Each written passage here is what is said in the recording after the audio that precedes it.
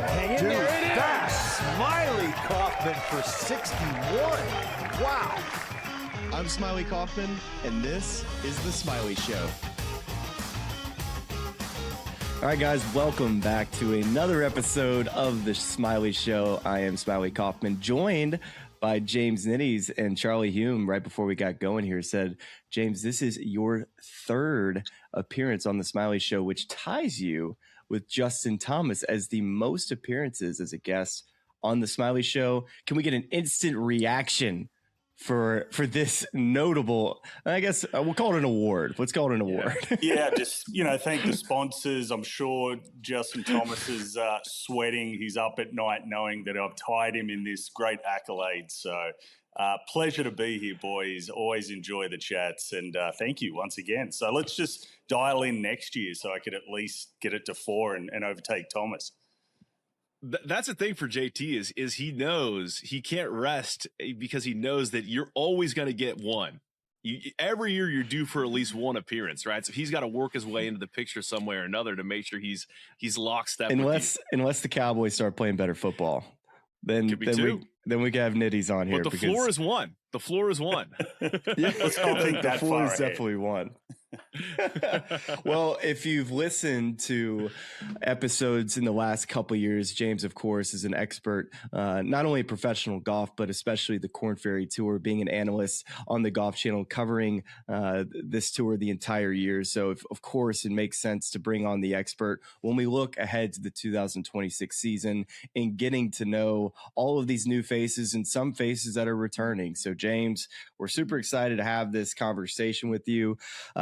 Let's first kind of go back a couple years. Let's go to 2024 and 2025. When you look back on these classes that have come out onto the PGA Tour, has there been any players that have surprised you that are either still out there, or players that you feel like, I cannot believe that they aren't out on the PGA Tour from the last couple of classes?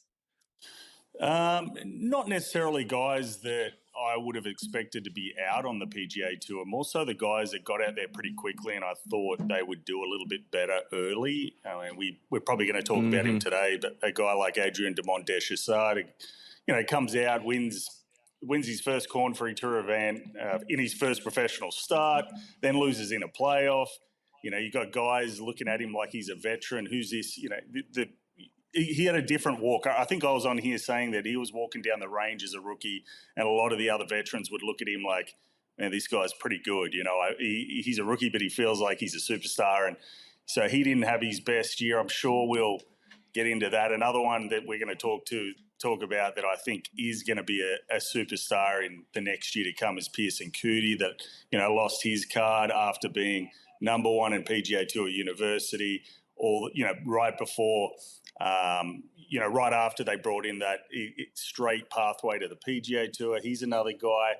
I'd have to go through and see guys that I expected to be on the PGA Tour and get their card, but with it going to 20 as well, it's so difficult. I mean, the guy that missed this year, Mitchell Meisner, he had 7 top 10s and didn't get his PGA Tour card, and there was a lot of top 5s in those top 10s, and I think we worked it out that 8 guys won on the Korn Ferry Tour this year and didn't get their PGA Tour card.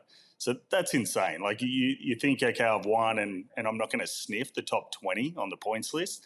So it's getting, I think it's a direction we have to go with the cards going from 30 to 20, but it just becomes such a razor thin line of playing really, really good high-end golf, like world-class golf, and you're not going to get to the PGA Tour. And I mean, you guys have talked a lot about it this year, about all the changes. Look, because of that line where it's so difficult to compete at a high level. And you said Neil Shipley, look, he missed that many cuts on the Korn Ferry Tour. He's made 11 of 13 cuts on the PGA Tour in all the starts that he had after those. Remember, he went back-to-back leading amateur at not only the Masters but the US Open in the same year. I think there's only 1 or 2 other guys that have ever done that in history. I think Arnold Palmer's one of them. You can fact-check me on those. But then in that year when he just turned pro after finishing his second US Am as well, he went on to make like 8 of 10 cuts on the PGA Tour. So he's a guy that I'm not too worried about. It's all about how quickly does he get settled before he starts being in contention. He putts great, hits it long. He's got a great attitude. And then you talk about guys like Pearson Coody. Man, Pearson Coody, I still don't know what happened, but he's one of the only guys this year that nearly got 2 PGA Tour cards.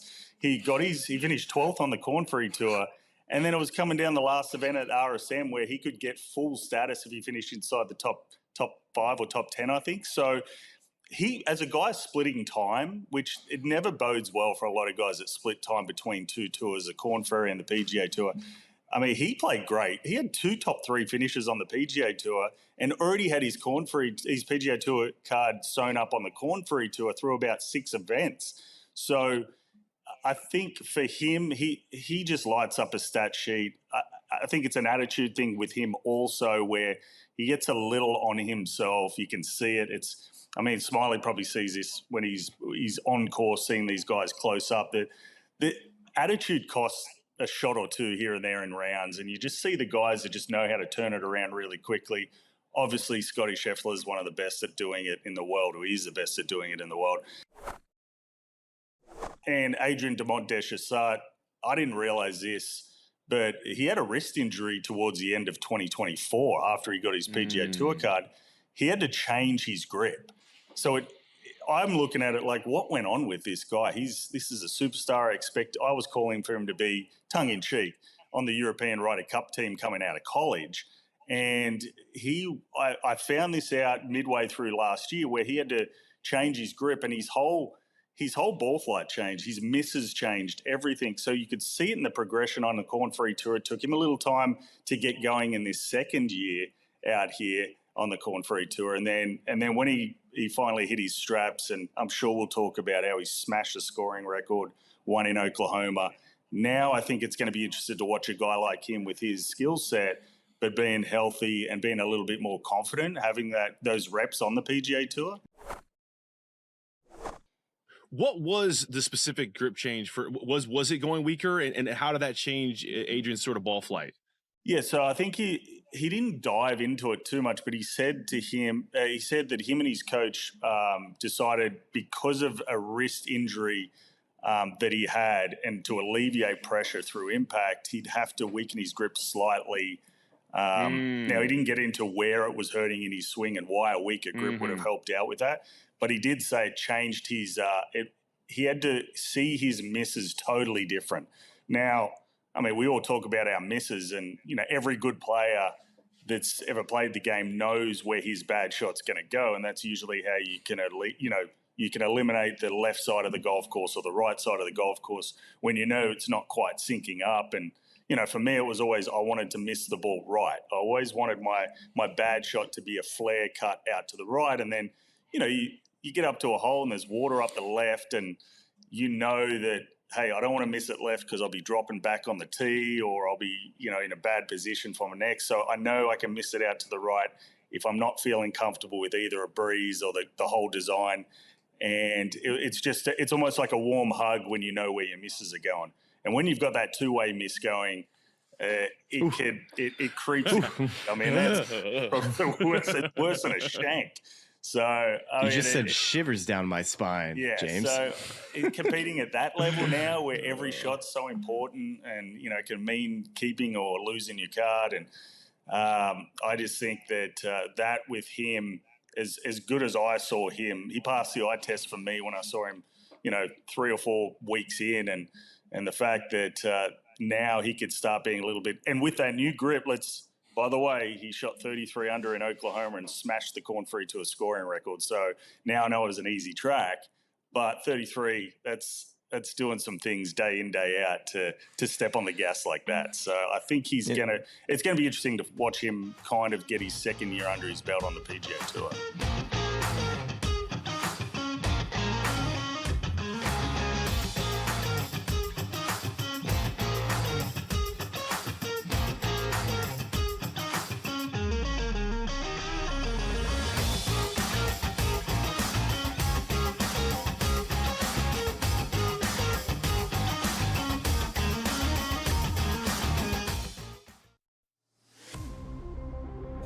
looking at? We're looking at SGA because of his availability and consistency. It's Jalen Brunson due to his usage and his leadership.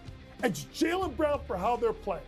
It's Cade Cunningham because Detroit's in the top of the East. The MVP talk is going to be wild, and it'll be interesting to watch. MVPs just don't dominate. They survive the season. Pro Basketball Today, only on SportsGrid.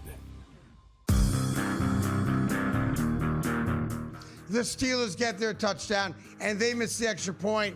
It was Lamar Jackson who made the plays to get the Ravens into what should have been easy field goal territory. So explain to me how in the world we can look at last night's game as, well, there you go, can't trust Lamar Jackson. The Craig Carton Show, only on SportsGrid. Maybe the fact was that the kicker just blew a 44-yard field goal. Now, by the way, I feel horrible for this kid, Tyler Loop, who made every single field goal this season 44 yards or less. But the extra point that was missed just before that by Chris Boswell was the only extra point that he missed all season long. So did they bless that same holy water when Boswell missed the extra point? Come on, guys. Let's get it. Newswire, only on SportsGrid.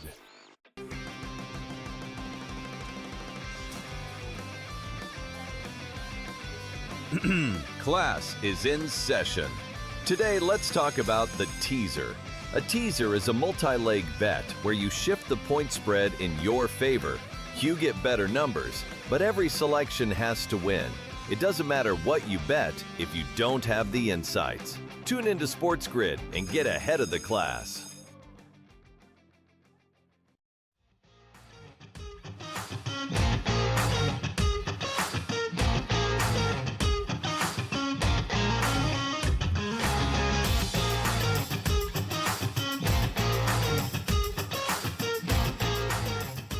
Well, you have to think too, James, he's going to have, a full year of at least seeing all these golf courses. So he's kind of already gone through the rookie phase of whether it's learning how to be a PGA Tour pro, all the things that you kind of need to know about being a pro on the PGA Tour.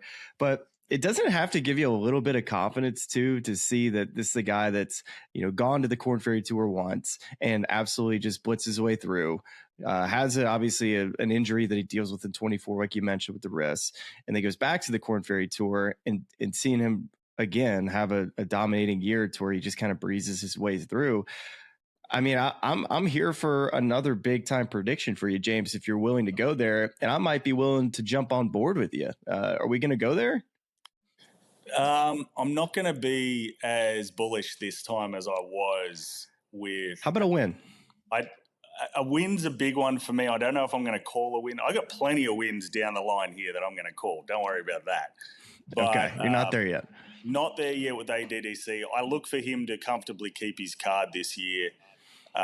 Once again, I just want to see. It took him a little bit to get going on the Korn Ferry Tour this year, almost midway through the season before we started to see some results. And you know how it is. You played.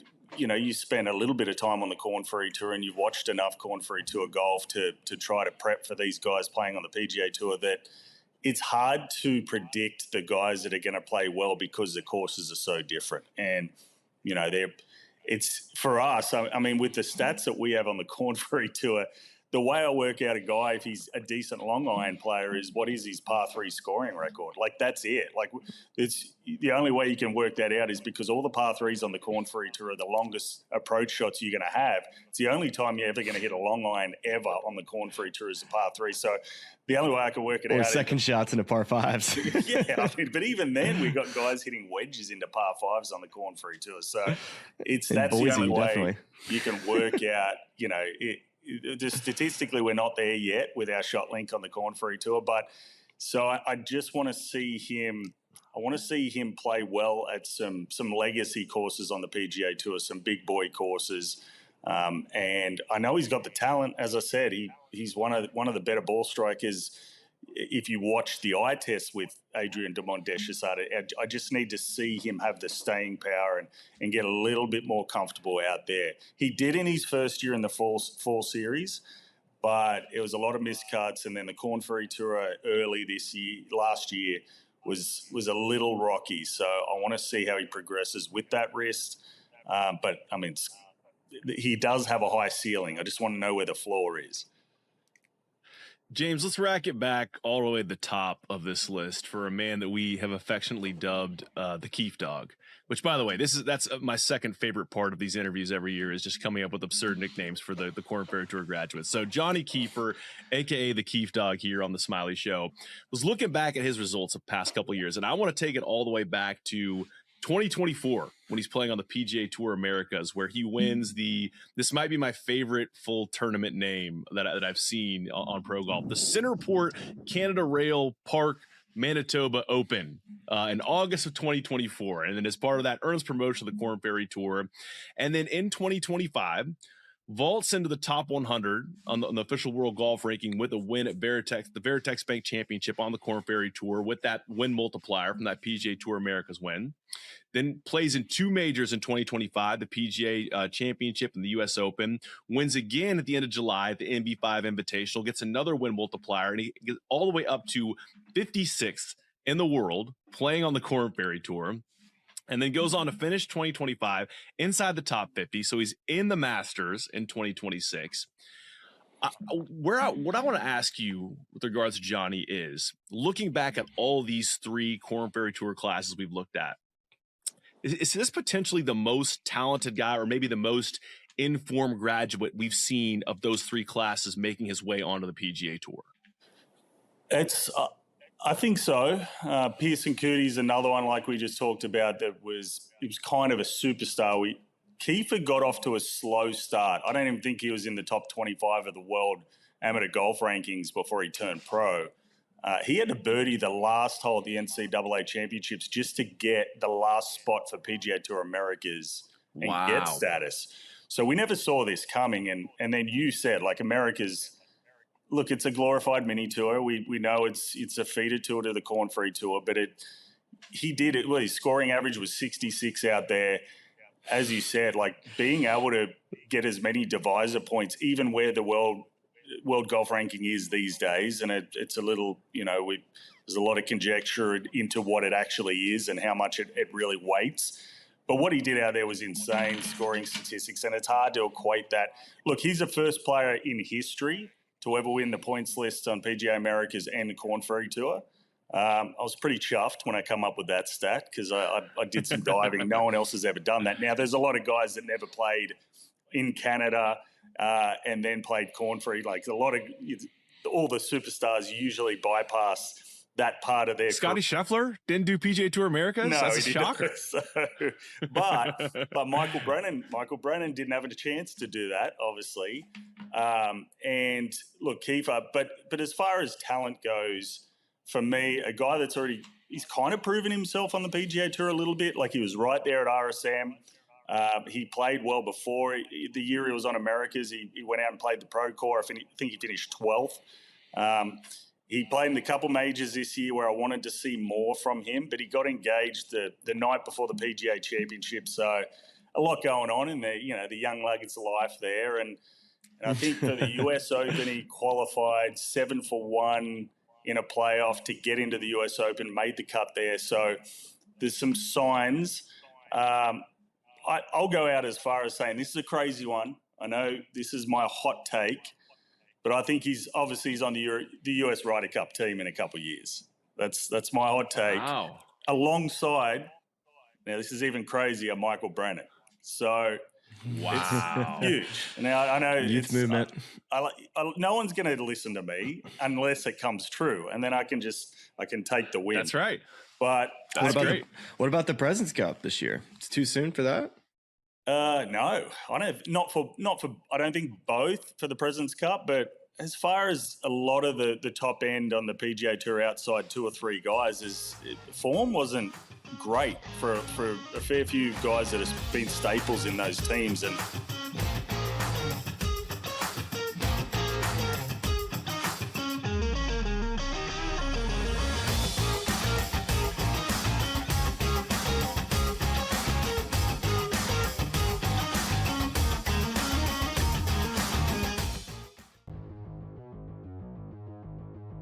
let's play a little buy or sell. I think it's pretty evident that despite being one of the best tight ends in the history of the NFL, Travis Kelce's play and physicality and everything, with all due respect, took a big step back. This was easily his worst physical season of all. He just didn't look like himself. Travis Kelce will retire after the season. Buy or sell? Yeah, I'm probably 60-40 on this, that he retires. The only thing I'd say that maybe he returns is because he doesn't want to end the way it ended, not making the playoffs and that sort of thing. But let's just say for Giggles at Mahomes, he isn't going to be ready for September or October. And unless they get a really good veteran quarterback, maybe he doesn't want to deal with that either. Go through a training camp, and he may not make the playoffs either next year. So I'm probably 60-40. I think he's done. Too bad. Hall of Fame career. I guess good luck with Travis Swift and your podcast with Jason. I'm buying this. Andy Reid addressing this question this week. Why? He could have just deferred and said, I don't know, we'll see. Fully answered the question about this maybe being his last game. What does that tell you? He knows. Everybody knows. I'm not 60-40, 90-10. I'm on buy. Bo Nix versus Caleb Williams. You'd rather have Nix over Caleb Williams in a dynasty league. That's a tough one. I think I'm going to go Caleb here, mainly because he has more running ability than Nix. I think he'll also stay healthier than Nix. I might like his receivers more as well. He's got Dunze, he's got you got DJ Moore, you got the good tight ends here. Probably do lean towards Williams here. Not by a hell of a lot. It wouldn't be an easiest choice here, but I'm going to go with Caleb Williams here. I would agree. It's not that I think that Ben Johnson is a better coach than Sean Payton. I think Ben Johnson is better for Caleb Williams than Sean Payton will be for Bo Nix. I think running is going to be a big part of what Denver does in the future. So there you go. I'll sell. Fantasy Sports Today. Friday starting at 3 p.m. Only on SportsGrid.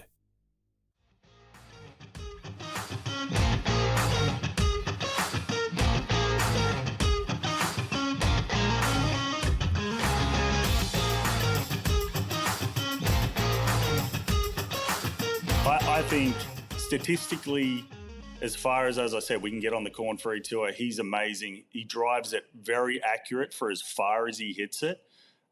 He's great around the greens. He was one of the best on the Korn Ferry Tour from around the greens. He's a great putter. He has that assassin mentality. He knows how to switch on and off very quickly. He can have fun. He's one of the more. He's a great personality, which is not what you see with a kid that's got his life together that young. Is usually, talking to a wall for those robotic kids that are that talented at that young. And I think it's special what we've got with Kiefer, and I've been banging on that. The guy that's got a name that should be in the movie Point Break. It's all set up for a celebrity status with Johnny Kiefer, and very excited to see him get going once again. Like Smylie said, with Adrian Demont-Deschamps, how quickly does he get comfortable? How much does he sort his schedule out? And is he in when he gets out to tour events? I think he's played enough now to know, all right, I'm just one of the guys out here, and I'm not a rookie. So I think if he gets off to a good start early, let's say he goes out and he has a top 3 finish, I think it could take the lid off really quickly for him to fast track, as I said, onto the Ryder Cup team in a couple of years. Yeah. And even that President's Cup team. So, excited for the young Johnny Kiefer. Is there a player comparison for Johnny Kiefer of any PGA Tour player or outside of the PGA Tour that you can maybe compare Johnny Kiefer to a little bit? Because I haven't gotten to see him up close. I've met him in person, spoke with him. Like you said, his personality definitely shined. You could see that, he's 6'1", kind of skinny guy. But I was surprised to hear that he's got a lot of power. Would you say that that's, if you take one part of his game as a superpower, is it just being pretty good at everything and having no weaknesses? Or do you think he legitimately has some, part of his game that is better or, in that 1%, I should say? It's all great. And I think the good comp would be one of my biggest competitors on the Smylie podcast for going for four appearances. I think Thomas is a good comp. A guy that came out, he was built like a bean post. He had a lot of power for his size. Had that mentality of I want to step on your neck. He has that really.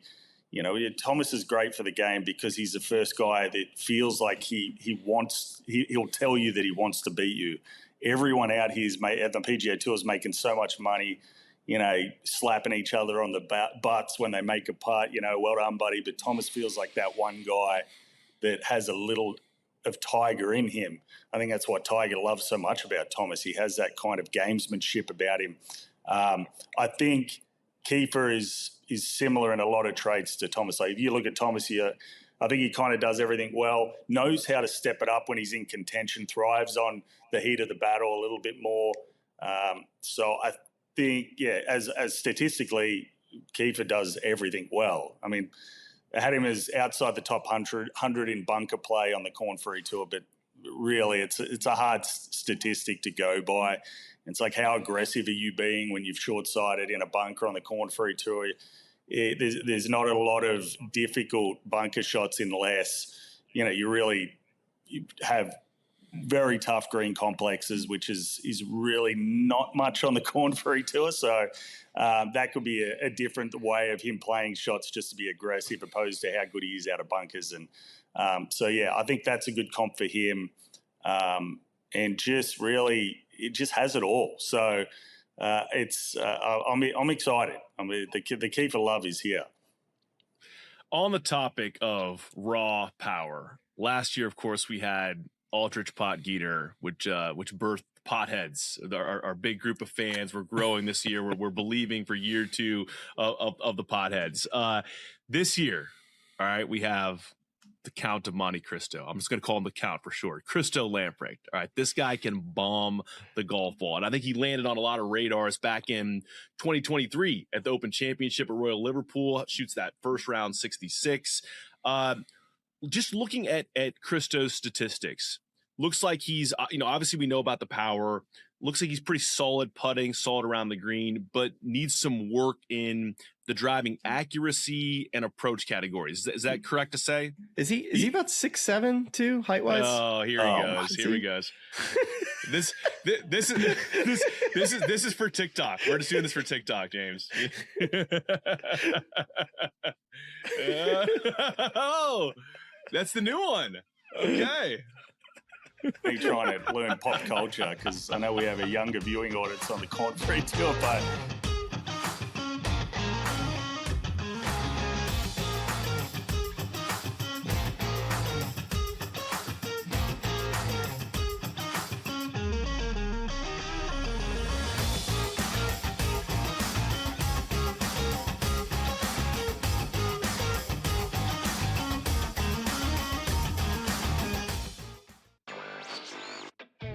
maybe the fact was that the kicker just blew a 44-yard field goal. Now, by the way, I feel horrible for this kid, Tyler Loop, who made every single field goal this season 44 yards or less. But the extra point that was missed just before that by Chris Boswell was the only extra point that he missed all season long. So did they bless that same holy water when Boswell missed the extra point? Come on, guys. Let's get it. Newswire. Only on SportsGrid. They have one more win than Chicago, and they literally beat Chicago in Week 17, and yet the Niners are on the road and the Bears are at home. Why? Because of an outdated rule that says, well, winning your division is the holy grail. Rewarding an 8-win division winner with a home playoff game is like giving the corner office to the guy who won the office fantasy pool instead of the guy who actually closed the accounts all year. The Early Line. Only on SportsGrid. It's going to open up Pandora's box. But I will say this. I do believe players that sign now, like Najee, should not be eligible now, but should have to sit out and come back in next year. It's just a slippery slope. And I agree with people like Tom Izzo. I don't like it at all. College basketball today.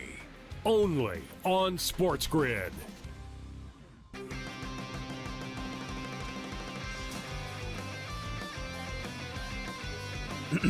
Class is in session. Today, let's talk about the teaser. A teaser is a multi-leg bet where you shift the point spread in your favor.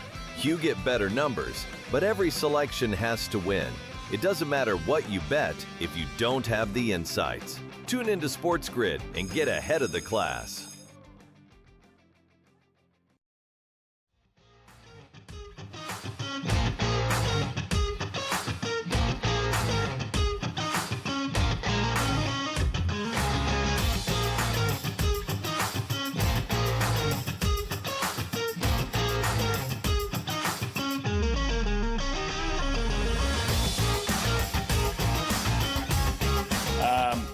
I think it's a great comp to Potgieter. What did Aldrich averaged on the Korn Ferry Tour 340 off the tee, and Lampret is like I think he was 332, 333. He'll insert himself into the top 10 of driving distance on the PGA Tour straight away. Accuracy the same as Potgieter. Horrendous. It's not as bad as Potgieter's as accuracy, but usually when you get an extra 7 or 8 yards, it's going to be a little harder to hit in fairways. A little bit better around the greens, but not great. Like, still, I want to see a little. Now, he did hole out. He did hold that bunker shot. He did hole out to win his first event on the Korn Ferry Tour out of a bunk. But that bunker's a little. You can be a little bit more aggressive out of bunkers. You know, it's always a good lie out of bunkers, but. That was a big shot. That was a big turning point in his career. He thought that he had to get up and down because I think he was in front of the last group, but it's still a shot he thought he had to get up and down to have a chance to get into a playoff, makes it, wins a tournament. He actually, like you said, he's 6'8", and he went to TPI, and they proved that he stalls through impact. He actually doesn't use the ground great. And obviously, when you're standing on a ladder and you're trying to hit a golf ball, you have to go down to get it. So the amount that his head drops and the amount of height that he loses through impact, he doesn't use his hips well. So he could probably, his drive is only an inch over standard. It's not like he's maxing out everything. But if he could hit I'm sure he'd be a demon as a long drive expert. But I think if he works on his accuracy, he's already proven it well. You said that he played well the Open Championship in the first round, but he also had a top 5 on the DP World Tour right before he went to the Korn Ferry Tour. Was there in contention at a young age, but putts well, putts good. He putts better than Potgieter, so it's going to be interesting. He's going to be catnip for everyone on the PGA Tour early, I'm sure, with that swing, and he's very confident. He's a guy that when he makes cuts, he plays well. So I think I had it written down on that he missed a fair few cuts this season, but usually plays well when he gets to the weekend. So very confident lad. Interesting guy too. He was standing next to Davis Chatfield, and it looked like he was picking his kid up from daycare or something. Like Chatfield's like the Aaron Judge, Jose Altuve picture, you know. So no, he's. I remember that. Now you say, I remember that just being that move through the ball, that sort of driver swing at the Open being just looking unique. And it's interesting you mentioned the TPI thing as well. Like, was there any additional insight you gained from learning about that whole process where they tested his ground forces of like the challenges of fitting a guy who's 6'8", or 6'7", just like what is or even short game stuff? Does that make it more difficult around the green if you're trying to kind of use a wedge that is only an inch above of standard? Like what sort of what challenges does that present a guy like Christo Lamprecht when he's that tall? Well, a lot of it was TPI stuff. Was a lot of it injury prevention. Like he's that tall, and there's so much movement between your spine, and usually a lot of golfers that have a lot of movement between when they lose height, it's all about getting out of your spine angle. Because you see a couple guys out there like Thigala and obviously Zalatoris and guys around the world that have that kind of bent, curved spine through impact, but they get out of it very quickly. And he's got to stay down for so much longer. That they were working a lot on his mobility, a lot of his hip flexion. It's funny because the amount he has to drop to get down to the ball. Me and Shane Bacon were driving around at Q School a couple of years ago. So he'd got his Korn Ferry Tour card through PGA Tour University. He went to final stage at PGA Tour Q School. And I think this was the second round. And we rolled up to the tee, and he hit a cold top. Like he hit it 20 yards off the tee, and this was in competition. It wasn't and I'm sitting there and I'm like, did we just? I'm pretty sure we're far enough away. We didn't put him off, did we? Because he's just hit it. It was at the 17th at Dyes Valley, so it's a long enough hole as it is, and he just got to the end of the tee. Now he went on to nearly get his card. I think he finished 18th or something. Only a couple shots out of getting his PGA Tour card in his first year, but. it was eye-opening because I'm like, okay, this could be an issue, especially when, nervous moments for him, and to watch a guy hit a cold top and he wasn't phased. So it's not like it hasn't happened before, and it's not an issue for any golfer unless they're trying to do something freaky with distance off the tee. So, that was. We don't judge. We don't judge. None of us here judge. That's happening on the week with me now. But I think he's going to be that exciting player that he just knows how to find it. He knows how to compete.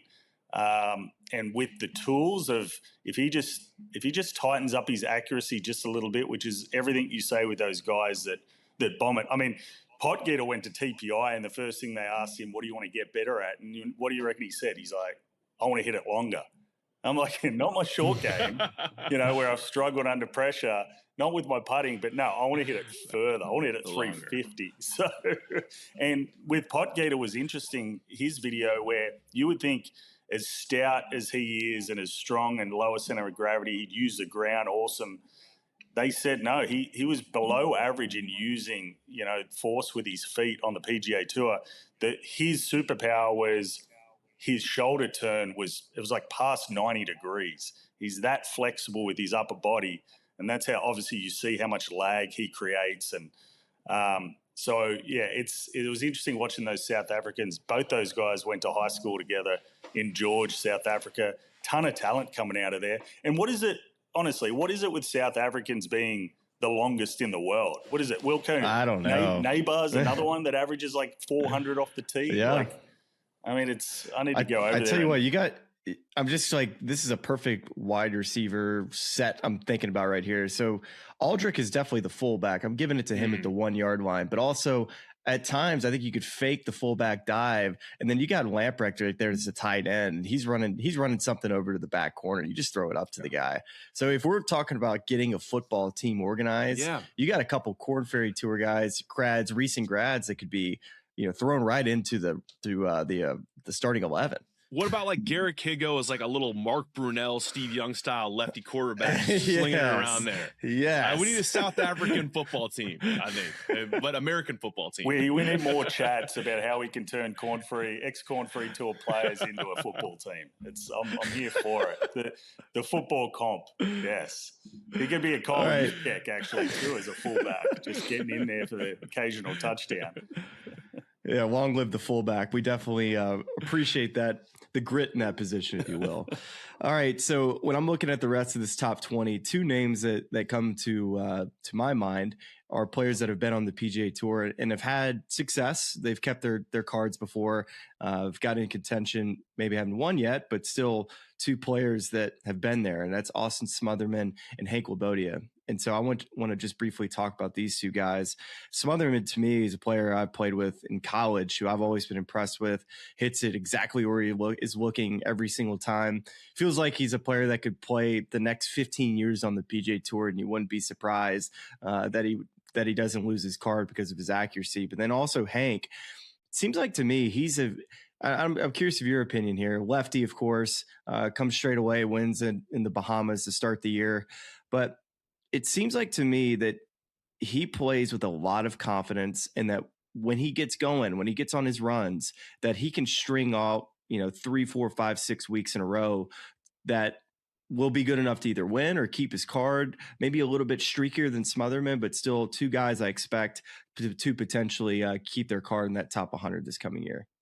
Yeah, for me, Labiota it was telling because he was on the cut line of keeping his Korn Ferry Tour card 2024.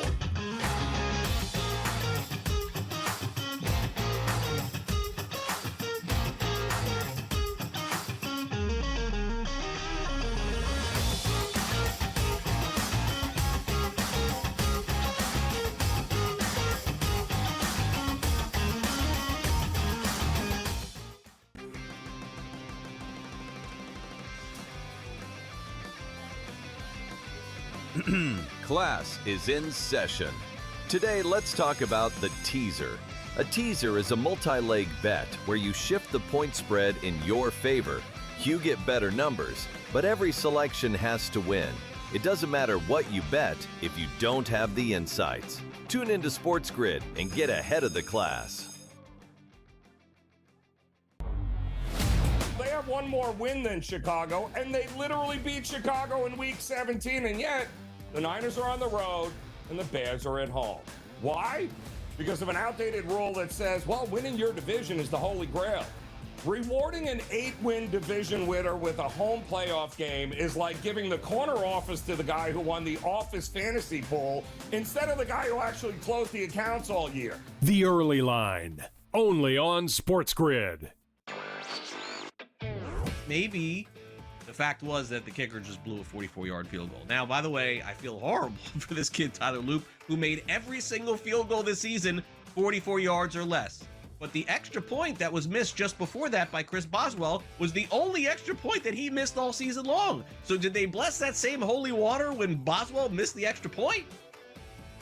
Come on, guys. Let's get it. Newswire, only on SportsGrid. It's going to open up Pandora's box, but I will say this. I do believe players that sign now, like Najee, should not be eligible now, but should have to sit out and come back in next year.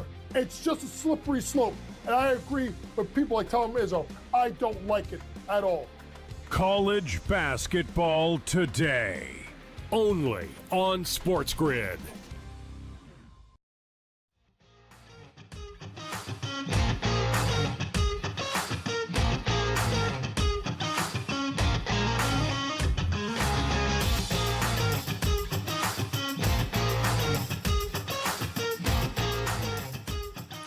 So I have a sort of a homer interest in one of these graduates here, and I want to talk about him, but also expand his situation to talk about the class at large and the pacing of the PGA Tour season and the importance of the early stretch of the season. So fellow Triangle resident here in North Carolina, Trace Crow, and also Auburn Tiger, shout out Smylie Kaufman, saw him recently. And Anna Carter Kaufman. And shout out, yeah. And shout out Auburn. It's already been made. Anna Carter's favorite. That's My right. yeah, shout out my daughter as well. Shout out your daughter. Harris is still being, we're still in a recruiting battle right now with the 3-month-old. It's the crystal ball hasn't defined yet. The LSU and Auburn neck and neck right now.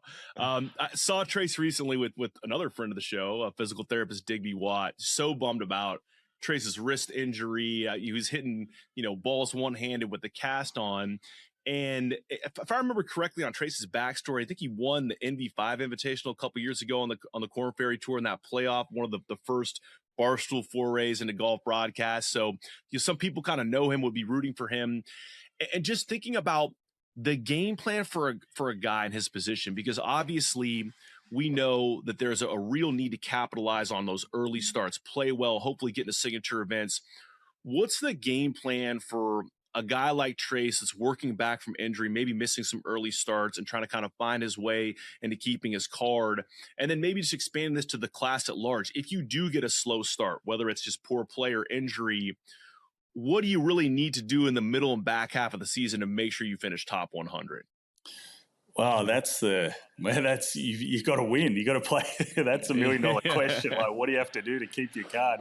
But does it change strategy or schedule selection? I mean, I'm just curious. You play with what you get in, right? Yeah, yeah, I think so. And I think he got enough of a taste of the PGA Tour. Yes, he had that wrist injury, and it was a tough position to be in for him because he was another one of those guys splitting time. Was starting to play okay on tour, but because his status wasn't amazing, he was another one that had to wait to the fall season. And he gets to the fall season, and he's got this wrist injury. And now the fact that he was splitting time, he comes out, he wins in his home, the UNC championship and gets easily into the top 20. But he's in that kind of purgatory area of, okay, what do I do now? Do I make sure I finish in the top 20 because it's so tough, it's not top 30 anymore? Or do I keep going back to the PGA Tour where I'm starting to play a little bit better, but then I've got this niggling wrist injury? So he was one of those guys where it just got too bad, where he had to sit out the end of the PGA Tour season, and then he had to just sit back on his couch and watch himself tumble down the list on the Korn Ferry Tour. And there was one moment where he was I think he was outside on the Korn Ferry Tour in the last event of the top 20. I think it was after the first round. Now, the points can move, and everyone was moving and shaking around that 20th number. But when you're helpless and you can't do anything, and you're just about to lose both your PGA Tour card on the main tour and you think you've secured it, but now you're dropping outside the top 20 on the Korn Ferry Tour and you can't do anything. So it worked out, and he got himself in there. And I think for him now being able to get healthy, get that wrist sorted in the off season, come out, have that schedule of not only having a much better category than he would have had last year, but the fact where he knows the courses, he plays well. He's kind of a course fit guy, but he's also I feel like he could be a veteran on the tour. Like the way he just gets it done. Another one of those guys, I hate to keep saying this, but just knows how to compete and play the game. Like nothing bounces off the page for him. But really, once he gets in contention, knows not really phased, knows how to stay in contention. And with his game, great wedge player, good mid-iron player, can get hot with the putter.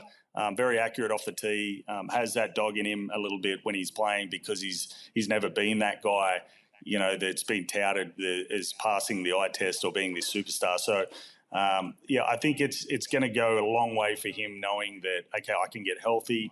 I know where I play well at now. I know the courses I like. I know I'm going to get more starts in this sort of area of the schedule.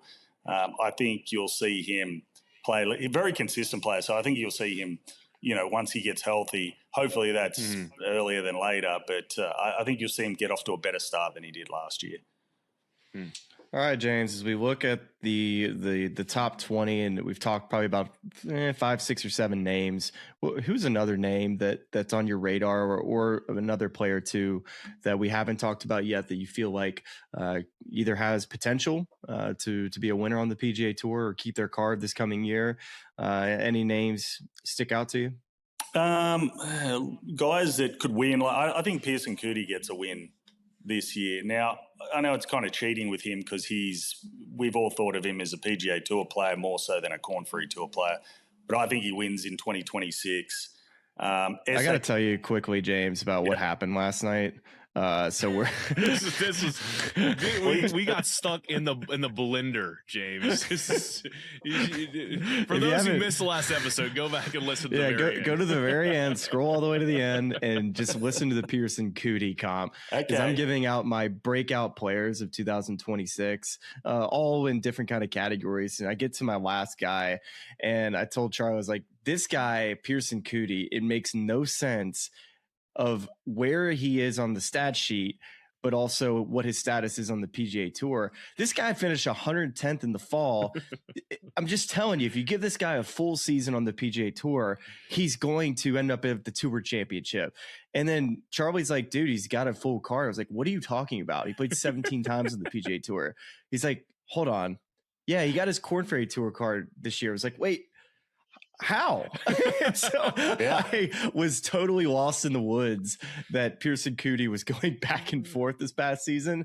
But the stats, dude, I mean, you wouldn't believe how good his metrics are on the PGA Tour of what he's capable of accomplishing. So I am all in on the Coody train this coming season, but I just had to briefly tell you this because I knew you were going to laugh about, God, this guy's an idiot. Of course he was playing. It's kind of amazing to finish a split schedule 12th on the Korn Ferry Tour and 110th on the PGA Tour. I mean, that's mind blowing. Yeah, and I think I watched the Cut Show or something they had at the end of last year, and I think someone was interviewing him. They didn't even know because he was playing well and he'd made the cut. I think he made the cut on the number or made it by 1 at the RSM. And whoever was interviewing him was like, "Oh, what do you need to do to keep get your card this year?" And he's like, "Well," he's kind of laughing because he's like, "I've kind of already got it. This is just this is just for a better category." Got me.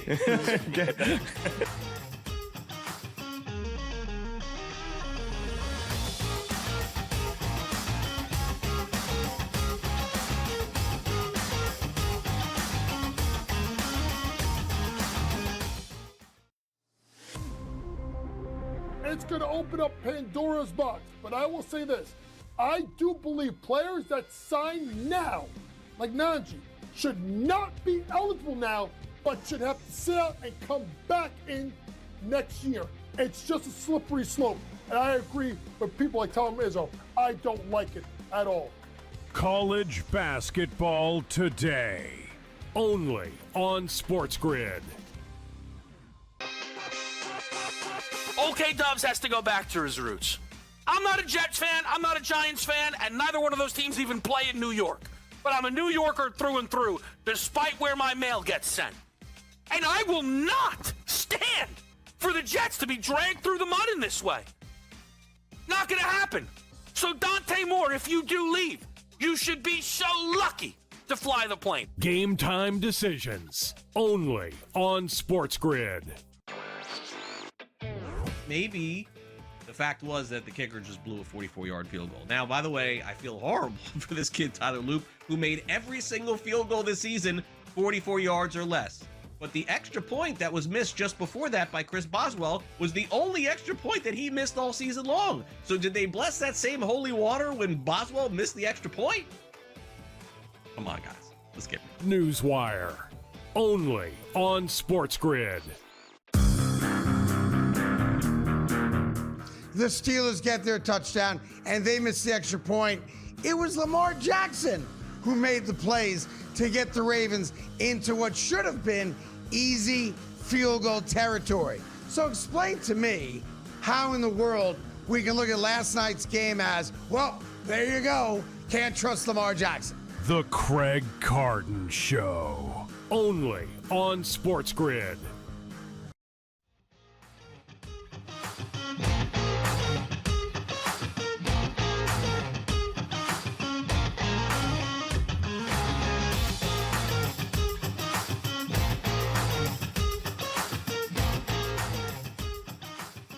Korn Ferry Tour cards going from 25 to 20. You kind of briefly talked about it at the beginning, in that, you know, as a broadcaster, we realized it probably needed to happen from an eligibility standpoint on the PGA Tour, so these guys get a fair crack at it when they do get to the tour. But also, it's definitely more competitive now. You know, when you have 7 or 8 guys that win on the Korn Ferry Tour and don't get PGA Tour cards, it's a little bit weird, right? Because you celebrate these Korn Ferry Tour wins, thinking it's like, wow, that's the win, you know, to get them to the next stage. But really, you know, you have 7 or 8 guys, it seems like now, virtually now every year looking forward, that won't get PGA Tour cards. So I'm curious, if you talk to players, you know, what's their general opinion of going from 25 to 20? I can't imagine that they're quite in love with it. But when you do get a card, at least you're guaranteed a little bit more starts now, right?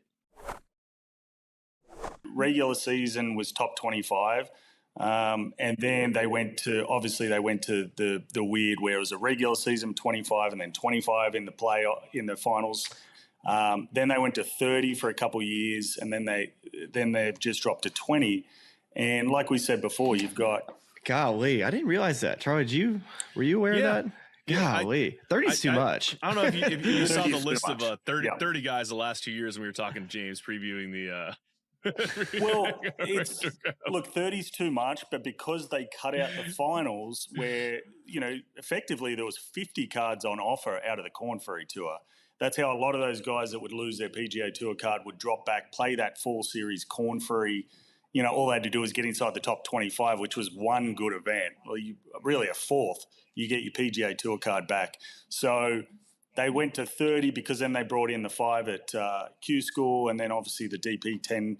So they got your 55 cards there, and then now you've gone to the 20. And look, the players, I mean, they don't like it at all, but they understand it.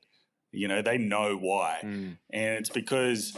And look, I'm a Korn Ferry Tour homer, of course. I've worked it for 5 years now, and I think Korn Ferry Tour is the second best tour in the world. And everyone's like, well, you're crazy. And I'm like, well, okay, we had the top 10 of DP in 2025. How many victories did the top 10 and the DP guys have on the PGA Tour? That's a big 0. How many victories did the top 30 on the Korn Ferry Tour have? And it's 7 wins. So, you know, I could easily be like, all right, we've got guys here that have won on the PGA Tour. And, you know, I've always wanted the DP cards to weave into the top 10 on the Korn Ferry. So I thought it was a little, instead of the category going behind the DP World Tour cards. Now I get it. I get it why the tour has to do that. And I know why. We've got so many awesome players coming from the. We're definitely getting more wins in than that this year than we did last year out of the top 10 in DP World Tour, I think. But it just shows how good the talent is on the Korn Ferry Tour, how hard it is to compete on the Korn Ferry Tour with those 20 cards. And now that the PGA Tour has gone down to a top 100, I mean, you're going to get some entertaining players dropping down to play Korn Ferry Tour this year in 2026. So the Korn Ferry Tour is going to feel like PGA Tour 1B, I would assume, with the amount of guys that are going to come down and play some events. Even if they're playing one or two here or there, it's going to feel pretty important, and that's just going to make it so much more difficult for when those guys that might have finished 120 on the PGA Tour last year, which is still going to get a fair few amount of starts by what I've heard. But when one of those guys play well in one of the first Korn Ferry Tour events, they're going to be like, okay, well, maybe I'm going to stick down here for a little longer. So it's just going to turn week in, week out of playing on the Korn Ferry Tour into high-quality stuff, which is great for us, great for the broadcast. But it's also going to make it so much more difficult to get one of those 20 cards. And, when you talk about, as I said, Mitchell Meisner finished 21st, the kid that just missed his Korn Ferry Tour card, he had 7 top 10s. So the guy, and then he went on to Q School. Actually, we haven't talked about the 5 guys from Q School. He was another one of those stories that he was inside the top 5 at Q School to get his PGA Tour card with 3 holes to play. So it was heartbreaking where he didn't get it by 1 on the Korn Ferry Tour for the season, and then missed by 1 on the at Q School for 5 cards. So yeah, it's professional golf. It's a great place to play right now. If you're playing decent, you're printing money. But as far as getting a look in and just getting status on any tour, the line's so tight. It's I'm glad I'm this side of the camera these days. The scoreboard is officially James Nitties 3, Justin Thomas 3. So everyone stay tuned this year in 2026, see how that changes. If we have anything that happens on the Dallas Cowboys front, or if we decide to profile more South African tour pros as American football players. We'll call it, James will be the first call we make on either of those fronts. So James, we appreciate you taking the time once again to do this, and we look forward to the next time we get to do it with you again. Anytime, boys. Just give me the trophy next time for number 4. I want a small trophy. That's right. Aussie. Okay, Dubs has to go back to his roots. I'm not a Jets fan, I'm not a Giants fan, and neither one of those teams even play in New York. But I'm a New Yorker through and through, despite where my mail gets sent. And I will not stand for the Jets to be dragged through the mud in this way. Not going to happen. So Dante Moore, if you do leave, you should be so lucky to fly the plane. Game time decisions, only on SportsGrid. Who are we looking at? We're looking at SGA because of its availability and consistency. It's Jalen Brunson due his usage and his leadership. It's Jaylen Brown for how they're playing. It's Cade Cunningham because Detroit's in the top of the East. The MVP talk is going to be wild, and it'll be interesting to watch. MVPs just don't dominate. They survive the season. Pro basketball today, only on SportsGrid. Maybe the fact was that the kicker just blew a 44-yard field goal. Now, by the way, I feel horrible for this kid, Tyler Loop, who made every single field goal this season 44 yards or less. But the extra point that was missed just before that by Chris Boswell was the only extra point that he missed all season long. So did they bless that same holy water when Boswell missed the extra point? Come on, guys. Let's get it. Newswire, only on SportsGrid. The Steelers get their touchdown, and they miss the extra point. It was Lamar Jackson who made the plays to get the Ravens into what should have been easy field goal territory. So explain to me how in the world we can look at last night's game as, well, there you go, can't trust Lamar Jackson. The Craig Carton Show, only on SportsGrid.